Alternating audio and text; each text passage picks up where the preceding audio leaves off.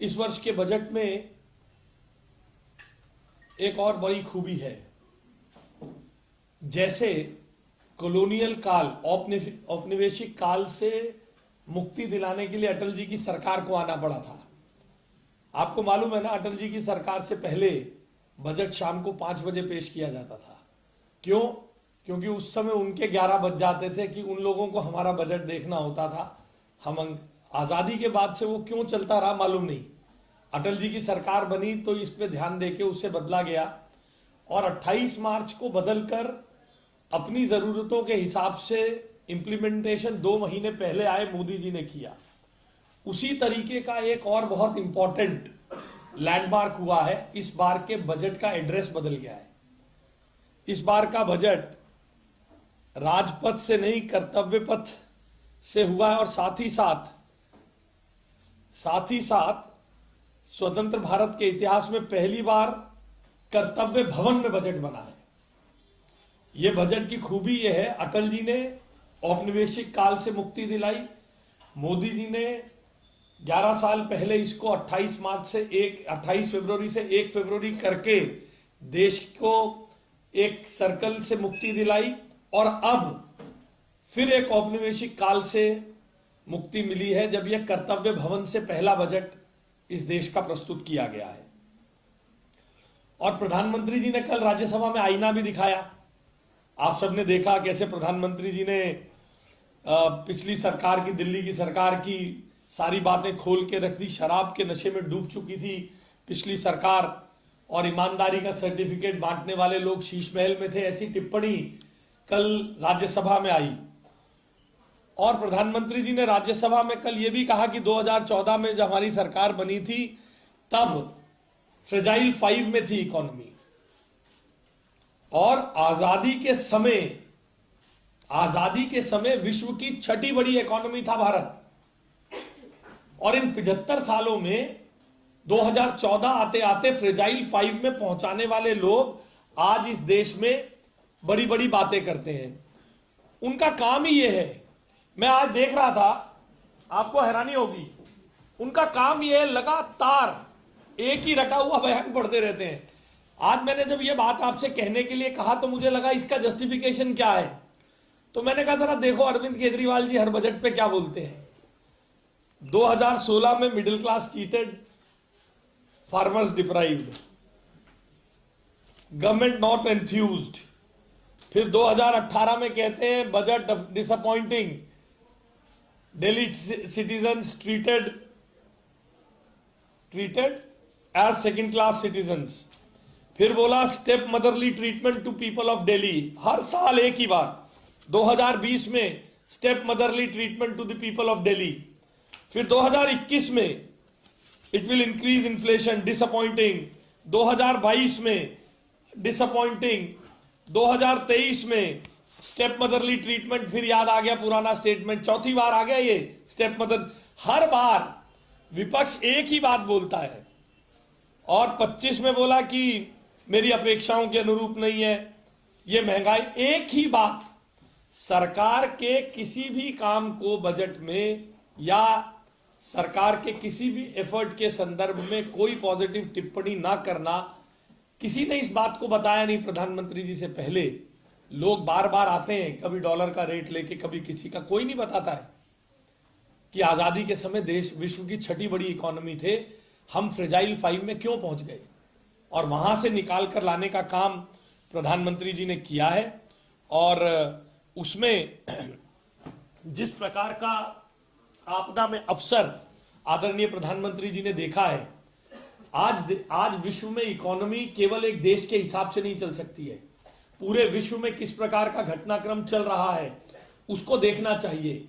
आसपास वॉर है, trade deals और टैरिफ का जमाना है, सैंक्शंस का जमाना है।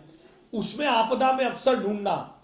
हम पर सैंक्शंस लगे, हम पर टैरिफ लगाया तो हमने मदर ऑफ ऑल डील्स करके अपने देश की अर्थव्यवस्था को सुदृढ़ करने के लिए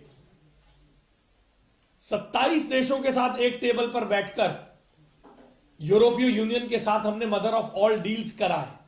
यह हमारी सरकार की, हमारे देश की जिसे कहते हैं इकोनॉमिक स्ट्रेंथ को दिखाता है। और कुछ लोग लगातार कहते हैं कि साहब ये तो डूबती हुई अर्थव्यवस्था है, डूबती हुई अर्थव्यवस्था है। और इस डूबती हुई अर्थव्यवस्था कहने वालों को जवाब मिला है इस मदर ऑफ ऑल डील के माध्यम से।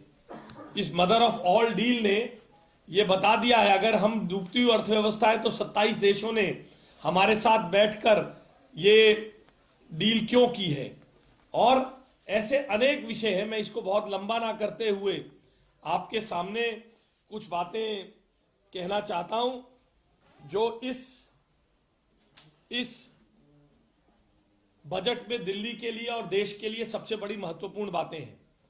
यह बजट अंत्योदय से सर्वोदय का बजट है। इसमें दिल्ली पुलिस को सुदृढ़ करने का एक बहुत बड़ा काम किया गया है।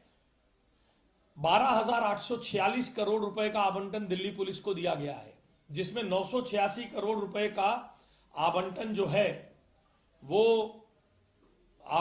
है वो कैपिटल एक्सपेंडिचर के लिए है और 11,881 करोड़ रुपए रेवेन्यू एक्सपेंडिचर यानी पुलिस को चलाने के लिए है।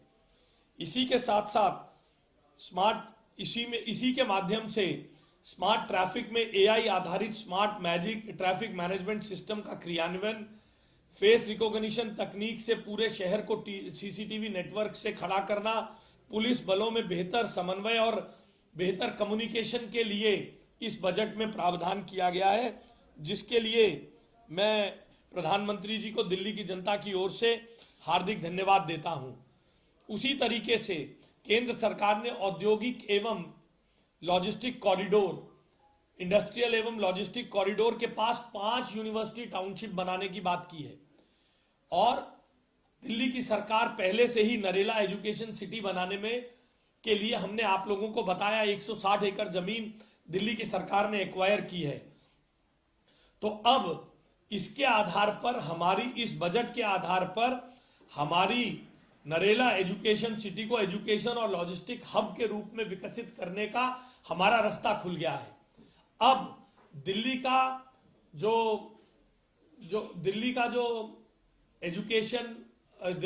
एजुकेशनल हब हम नरेला में बनाने जा रहे थे, औद्योगिक और लॉजिस्टिक कॉरिडोर के पास जो 5 यूनिवर्सिटी है उसका लाभ लेते हुए उसको बड़े पैमाने पर बड़ी तेजी के साथ विकसित करने का काम हमारी सरकार करेगी। ये बजट में दिल्ली की जनता के लिए बहुत बड़ी उपलब्धि है।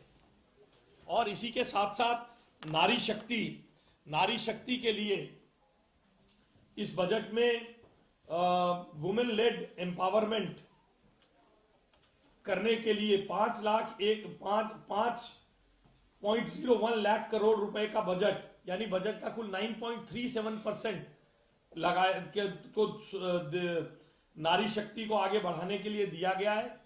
केवल विमेन को आगे बढ़ाना नहीं, विमेन लेड डेवलपमेंट को आगे बढ़ाने का काम किया है। शहरी विकास, अर्बन डेवलपमेंट और पावर सेक्टर में 53.5 लाख करोड़ रुपए का बजट भारत को विश्व की तीसरी बड़ी अर्थव्यवस्था बनाने का रोड मैप है। इंफ्रास्ट्रक्चर, अर्बन डेवलपमेंट और पावर में ये अपने आप में एक बहुत बड़ा कदम है भारत को विश्व की सबसे बड़ी अर्थव्यवस्था बनाने के लिए। और इन सारे कामों से शहरी विकास के लिए जो 85,000 करोड़ रुपए हैं उनसे दिल्ली जैसे शहरों का कायाकल्प करने में हमें बहुत बड़ा लाभ होगा। और सबसे बड़ी बात, इंफ्रास्ट्रक्चर और कैपेक्स के लिए 12,20,000 करोड़ रुपए 12,20,000 करोड़ रुपए जो पिछले बजट से 11.4% ज्यादा है। अब आपको यह समझने की जरूरत है, यहां पर कैपिटल एक्सपेंडिचर में जो हम कैपेक्स बढ़ाते हैं, बुनियादी ढांचे में पैसा लगाने का अर्थ यह होता है कि इससे उस सेक्टर में विश्वास जगता है। इंफ्रास्ट्रक्चर सेक्टर में जब सरकार पैसा लगाती है, जिस सेक्टर में सरकार का निवेश बढ़ता है वहां सरकार उसके कारण जनता में विश्वास जमता है। और कैपिटल एक्सपेंडिचर यानी सड़क बनेगी, फ्लाईओवर बनेंगे, ब्रिजेस बनेंगे, एयरपोर्ट बनेंगे, रेलवे स्टेशन बनेंगे, रेलवे प्लेटफॉर्म बनेंगे, सड़कें बने, पटरी बनेगी। इन सब से सीमेंट देने वाले को, सीमेंट बेचने वाले को, सीमेंट बनाने वाले को, ढाबा चलाने वाले को, इंजीनियर्स को, चार्टर्ड अकाउंटेंट्स को, अकाउंटेंट्स को, सुपरवाइजर्स को इतना बड़ा रोजगार का सृजन होता है जब कैपिटल एक्सपेंडिचर सरकार बढ़ाती है, जब कैपिटल एक्सपेंडिचर बढ़ता है। तो इसलिए 12.2 लाख रुपए से दिल्ली के युवाओं को भी, जो दिल्ली की 12 यूनिवर्सिटीज से पढ़कर निकलते हैं, उनको भी एक बड़ा लाभ मिलने वाला है। और निर्माण क्षेत्र में निजी निवेश को बढ़ावा देने के लिए इंफ्रास्ट्रक्चर रिस्क गारंटी फंड शुरू किया है और एसेट मोनेटाइजेशन और रियल एस्टेट इन्वेस्टमेंट ट्रस्ट का गठन भी दिल्ली के इंफ्रास्ट्रक्चर और दिल्ली के जो रियल एस्टेट में बढ़ावा देने का काम करेगा। और दिल्ली को सीधा सीधा 1348 करोड़ रुपए का आवंटन किया गया। और सबसे बड़ी बात जो आप लोगों के लिए आप लोगों की जानकारी में मैं देना चाहता, पब्लिक बोरोइंग के लिए दिल्ली को पहली बार 21,000 करोड़ रुपए, 21,000 करोड़ रुपीस का पब्लिक बोरोइंग का अधिकार मिला है। ये दिल्ली के इंफ्रास्ट्रक्चर को, ये दिल्ली का एक बड़ा ऐतिहासिक कदम है। दिल्ली के इंफ्रास्ट्रक्चर के लिए 21,000 करोड़ रुपीस पब्लिक बोरोइंग का अवसर मिलना, ये अपने आप में बहुत बड़ी उपलब्धि है इस बजट के लिए। इस बजट के लिए मैं आदरणीय प्रधानमंत्री जी को धन्यवाद करता हूं और मुख्यमंत्री जी के नेतृत्व में विश्वास व्यक्त करता हूं कि इससे बहुत तेजी से दिल्ली में इंफ्रास्ट्रक्चर प्रोजेक्ट्स में और पहले से ही गतिमान इंफ्रास्ट्रक्चर प्रोजेक्ट्स में और गति आएगी। और शासकीय प्रोजेक्ट्स के अंतर्गत दिल्ली, पुदुचेरी, जम्मू कश्मीर जैसी यूटीज में जो इंफ्रास्ट्रक्चर के लिए पैसा दिया जाता है वो 6,200 करोड़ से बढ़ाकर 15,380 करोड़ रुपीस कर दिया गया है। और सेंट्रली स्पॉन्सर्ड स्कीम में 12,483 करोड़ रुपए से बढ़ाकर 13,661 करोड़ रुपीस। इससे ये यूटीज के लिए जो बजट के में इंक्रीज किया गया, इसका एक बड़ा हिस्सा दिल्ली को मिलेगा, जिससे दिल्ली का इंफ्रास्ट्रक्चर बहुत तेजी से आगे बढ़ेगा। और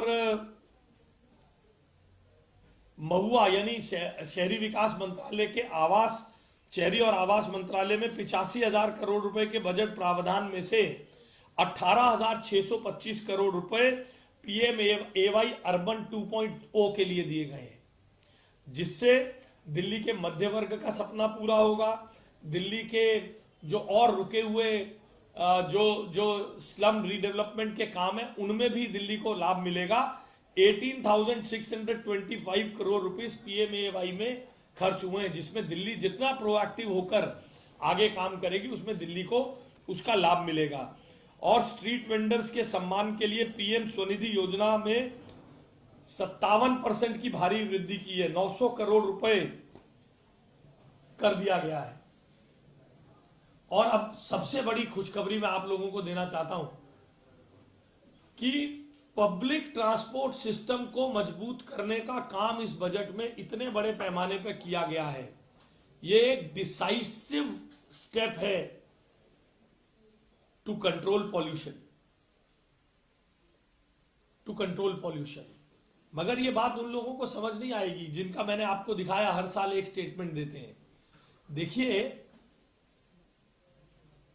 मैंने बार बार कहा, पॉल्यूशन दीर्घकालिक प्रशासनिक उपायों से, long term sustainable administrative reforms से काउंटर होगा। कोई भी इंजन ऑफ जैसी स्कीम से पॉल्यूशन पे कंट्रोल नहीं होगा। इसलिए जो कनेक्टिविटी और ट्रांसपोर्ट के लिए दिल्ली के लिए एक बड़ा बजट प्रावधान किया गया है, वो अपने आप में एक बहुत बड़ा स्टेप है।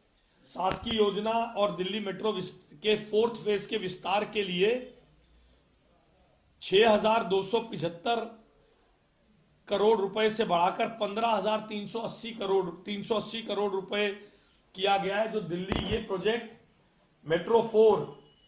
मेट्रो फेज 4 दिल्ली के लिए एक लाइफलाइन साबित होने वाला है, जैसे अभी की मेट्रो साबित है। और साथ ही साथ इस वृद्धि से दिल्ली सरकार को 50 साल के ब्याज मुक्त ऋण से मेट्रो फेज 4 और 3 महत्वपूर्ण कॉरिडोर, लाजपत नगर से साकेत का 8.38 किलोमीटर, इंद्रलोक से इंद्रप्रस्थ का 12.37 किलोमीटर और रिठाला कोंडली 26.47 किलोमीटर के लिए अपना 3,386 करोड़ का हिस्सा जुटाने में आसानी होगी। इन सब प्रावधानों का केंद्र सरकार द्वारा दिल्ली के लिए किए जाने का मैं बहुत विनम्र भाव से दिल्ली की जनता को सूचित करते हुए दिल्ली की जनता की ओर से दिल्ली के मुख्यमंत्री जी के नेतृत्व में हम सब आदरणीय प्रधानमंत्री जी का और केंद्र सरकार का बहुत आभार व्यक्त करते हैं। बात यही नहीं रुकी है। हाई स्पीड रेल और क्षेत्रीय रेल क्रांति RRTS के लिए 7 नए स्पीड कॉरिडोर, दिल्ली वाराणसी सहित 7 नए स्पीड कॉरिडोर, नमो भारत RRTS नेटवर्क के 8 नए कॉरिडोर और 3 प्राथमिकता वाले कॉरिडोर, मेरठ, पानीपत, अलवर और नीमराना, 3 ये कॉरिडोर। और इन प्राथमिक कॉरिडोरों की अनुमान लागत में 65,000 करोड़ है। 180 किलोमीटर प्रति घंटा से ये ट्रेन चलेंगी। ये सब दूरगामी परिणाम, ये सब एफर्ट्स जो हैं दूरगामी रूप से दिल्ली की स्ट्रेस्ड पब्लिक ट्रांसपोर्ट सिस्टम को ठीक करने का काम करेंगी और दिल्ली के पॉल्यूशन को कम करने में सहयोग देगी। और मेट्रो परियोजना के लिए 28,740 करोड़ रुपए का आवंटन, भारत का मेट्रो नेटवर्क 2014 में 248 था और 25 में 1013 किलोमीटर हो जाएगा। रेलवे के आधुनिकीकरण में अमृत स्टेशन योजना के अंतर्गत आनंद विहार और न्यू दिल्ली रेलवे स्टेशन अमृत रेलवे स्टेशन के रूप में विकसित किए जाएंगे। इसके लिए भी मैं दिल्ली की जनता की ओर से प्रधानमंत्री जी का आभार व्यक्त करता हूं और सच्ची और मुफ्त बिजली का मॉडल देने के लिए भी मैं प्रधानमंत्री जी का और मुख्यमंत्री जी का बहुत आभार व्यक्त करता हूं। पीएम सूर्यघर मुफ्त बिजली योजना में आवंटन 22,000 करोड़ रुपए कर दिया गया है, जो पहले 20,000 करोड़ था। और इससे दिल्ली के लाखों मध्यवर्गीय परिवार इस योजना के तहत 300 यूनिट मुफ्त बिजली पा सकेंगे, जो सब्सिडी पर, ये जो पैनल मिलेंगे पीएम सूर्यघर बिजली के अंतर्गत सब्सिडी पर उपलब्ध, सब्सिडी का अस्थाई मॉडल हटाकर आत्मनिर्भर ऊर्जा का मॉडल देंगे कि 300 यूनिट बिजली तो आप अपनी बना ही सकते हैं, आपके पास 5 साल के लिए ये रहेगा। साथ ही साथ जो एक्स्ट्रा बिजली उत्पन्न होगी वो नेट मीटरिंग के माध्यम से ग्रिड में जाएगी, लोगों को उसका पैसा भी मिलेगा। आज सब्सिडी पर खड़े रहना पड़ता है। और बेस यानी बैटरी एनर्जी स्टोरेज सिस्टम, जैसा किलोकरी में साउथ एशिया का पहला हमने लगाया है, ऐसे और सिस्टम हम दिल्ली में लगाने जा रहे हैं। इन सबके लिए केंद्र सरकार ने बैटरी स्टोरेज सिस्टम में 1,000 करोड़ यानी कि 9 टाइम्स वृद्धि की है। And we are already working on this trajectory. The 20 megawatt best installed at Kilokari is the largest utility in South Asia, जैसा मैंने आपको बताया। और खेल के मामले में दिल्ली को खेलों का हब बनाने के लिए और 2036 की मेजबानी के लिए देश को तैयार करने के लिए 4,479 करोड़ रुपीस का बजट दिया गया है, जिसमें साई का बजट बढ़ाकर 917 करोड़। साई के इतने स्टेडियम हैं हमारे पास, दिल्ली इसमें सबसे ज्यादा साई के स्टेडियम्स के साथ काम कर रही है। खेल उपकरणों के निर्माण के लिए 500 करोड़ रुपए, इन सबसे दिल्ली के और खेलो इंडिया में 924 करोड़ रुपए आमंत्रित किए, जिससे दिल्ली के कोने कोने में चैंपियंस ढूंढने में एक और हमने अभी दिल्ली खेलो महाकुंभ किया, उसमें इन सब चीजों से हमें लाभ मिलेगा। और इसकी जमीनी हकीकत को छोड़ते हुए दिल्ली के बजट को हम पहले ही, आपको ये बताना मैं जरूरी समझता हूं कि दिल्ली के बजट को पहले ही 3 गुना बढ़ाकर 76,000 करोड़ रुपए हमने 25-26 में कर दिया था। और खेल राशि को बढ़ाकर टीम स्पर्धा में, खेल महाकुंभ में 1,75,000 और 11,000 रुपए की खेल राशि को हम उपलब्ध करा रहे हैं। मैं आप सबको अंत में इतना ही कहना